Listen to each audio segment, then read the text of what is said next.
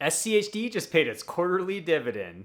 And if you've been doubting it lately, this one may sting a little. This is the largest dividend that SCHD has ever paid. And it extended the dividend growth streak to 14 straight years, matching the entire life of the fund. In other words, it has never failed to raise its dividend year over year. There's a lot going on with SCHD right now, and in this video, we're going to cover all of the important details. If you're new to the channel, welcome. My name's Jeff Teeples, and here we aim to grow your wealth with simple, time-tested solutions. This video is brought to you by me.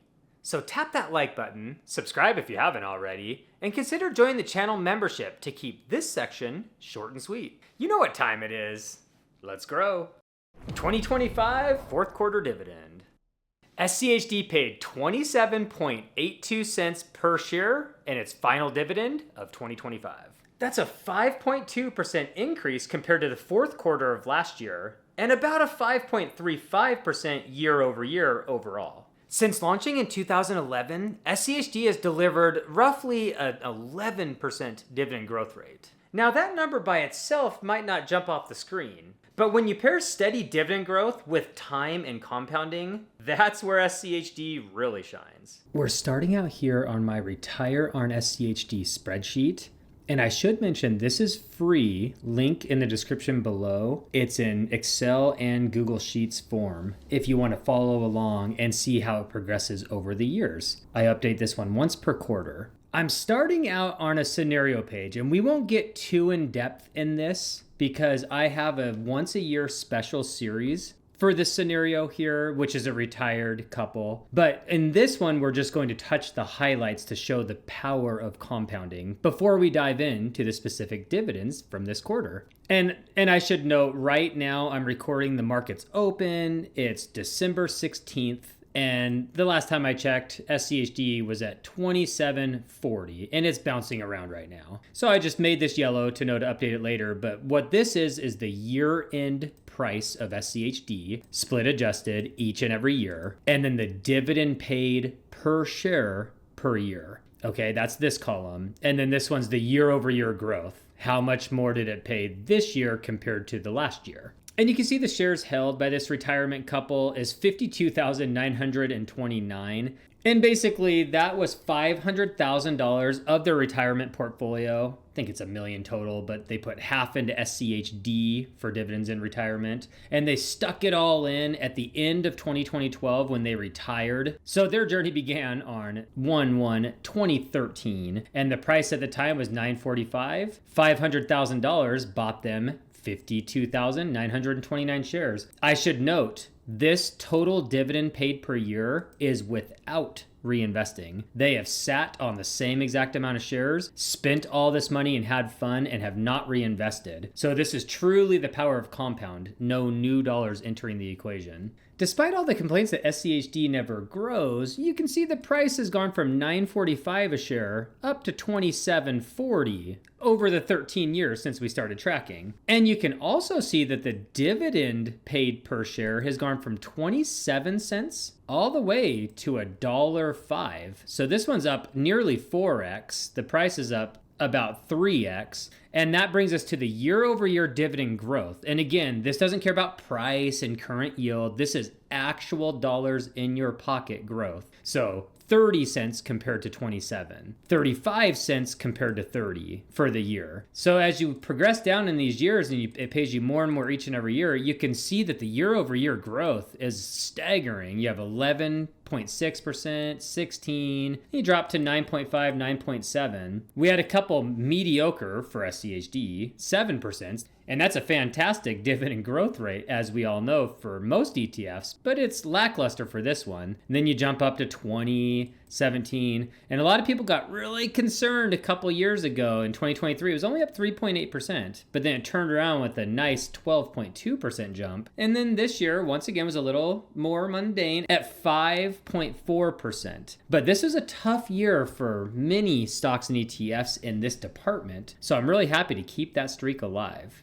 But what this means is with those exact shares, you go from their first full year in 2013, $16,000 to $55,000. Again, that is without reinvesting a single share. But wait, there's more. Well, treasuries pay more sometimes. No, they don't. Your total price return, not dividend, just price, you've gone from $500,000 to almost $1.5 million. So on price return alone, you're up $950,000. You add in $432,000 of juicy dividends starting in 2013. This one up here was just for reference for the DATs and the growth rates. But we've had $432,000 of dividends, $950,000 of price return for a total return of $1.382 million. Not too shabby. Now that's the power when you buy shares of something that has a CAGR, a compound annual growth rate, that consistently goes up around 11% on average, and you just chill. All of a sudden you're getting way more money and you just sat back, took it all in, and lived life.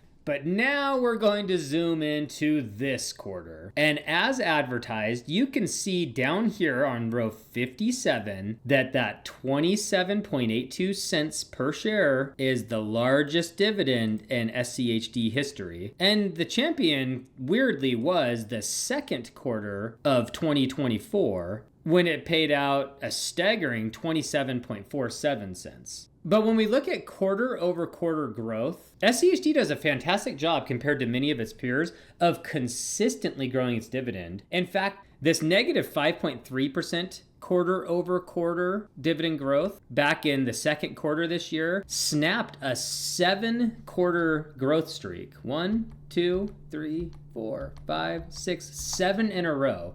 Again, not just talking about the yearly streak, the 1-year CAGR, it's almost always up. But it was 7 quarters in a row. That's the power of consistency. But the one that people really care about, and it was already summarized up on the other tab we were on, is the year over year. And you can see in 2025, all the payments from this year versus all the payments from last year, we were up 5.35%. And then there's that 12.2, 3.77. That was that lower one, 2023 over 2022. And you go up the list. And we just saw these on the other tab. The ones I want to talk about now are things like the 5-year growth rate, because there's a lot of spikes in data when you look at these things quarter by quarter, sometimes even year by year. But this 5-year CAGR has been staggeringly consistent in the 9s, 10s. You get up to 12. It hops up quite a bit. But check it out. We're still at 9.15.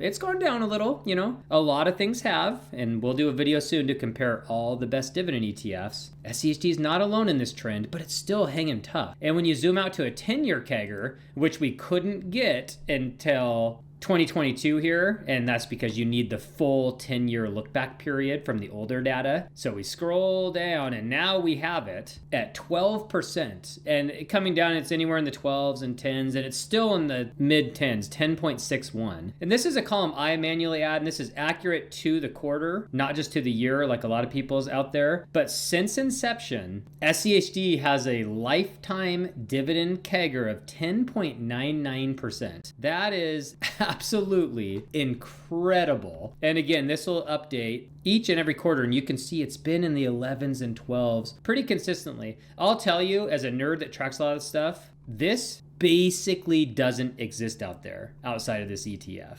And so I guess the point of all this nerdy data and all this blabbing is, once again, we grew every single CAGR for SCHD. And again, you're like, yeah, big deal, these numbers, whatever, 5%. But when you zoom it out, you saw what happened. 16,000 to 55,000 for sitting, chilling, and loving life. And all this dividend growth data is amazing. But I'm going to quickly show you the real reason, and this is not hyperbole, the real reason that I love SCHD in my portfolio. Some of you longtime viewers may have guessed it, but this is the fund overlap by weight. Now, when we invest, we can either go 100% in VOO or VTI or VT, and that's a great way to go. That gets you the entire market. It's about 50% value, about 50% growth comparative to everything that's out there with the top 500 companies. But a lot of us, myself included, choose to roll with some of our favorite growth ETFs to bolster that thing. And these are my favorite and some of the highest asset under management, so apparently I'm not alone, favorite growth ETFs. VGT for technology. And there's other options too. You have FTech and XLK, and I just use VGT. And then QQQM, the NASDAQ 100, and SCHG, the counterpart of SCHD from Schwab, as my favorite multi-sector growth ETFs. And then of course the market VU. Look at this lack of overlap. SCHD has a 2% overlap with VGT, a 5% overlap with QQQM, 0 with SCHG, and only a 7% overlap with the market VU. The average is 4%. Now, we won't go over all these specific numbers. VYM is the closest,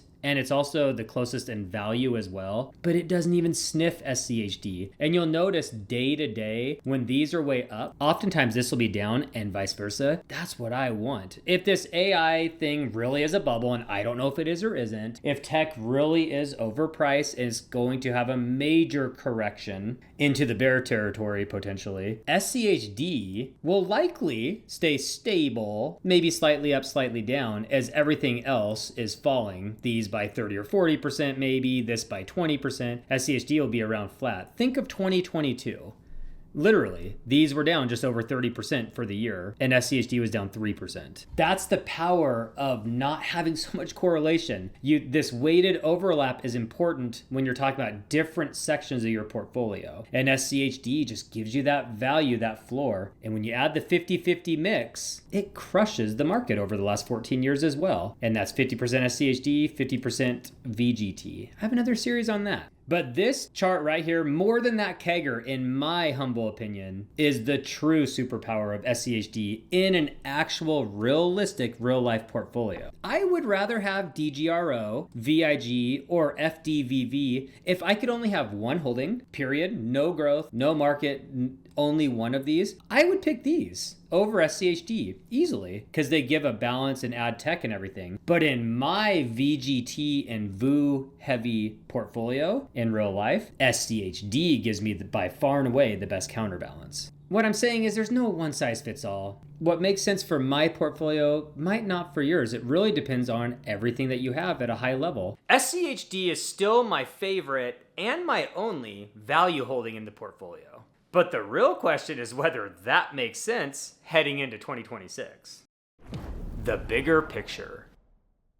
It's no secret that SCHD has struggled on price returns over the last few years. And honestly, that frustration makes sense. Growth stocks have dominated and SCHD has been left behind. But that is exactly why I think SCHD looks attractive right now. Sentiment is low, expectations are low, and the ETF hasn't changed its core job, generating growing income from well-established companies. Selling after a rough stretch is how investors can lock in bad timing, while staying patient is how long-term income investors get paid.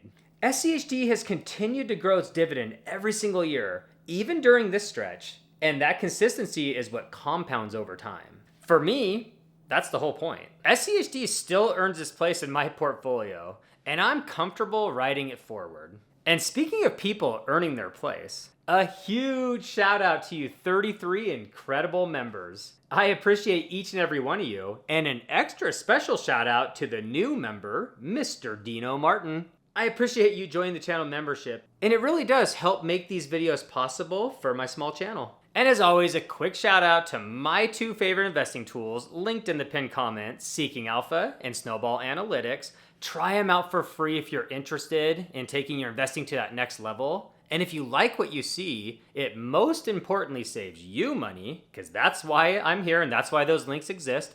I use other people's for years. And it also gives me a little kickback. And check out one of these two videos to continue down your path towards financial freedom. Remember, money is overrated. Freedom is not. Thanks for watching, and I will see you in the next one. Peace.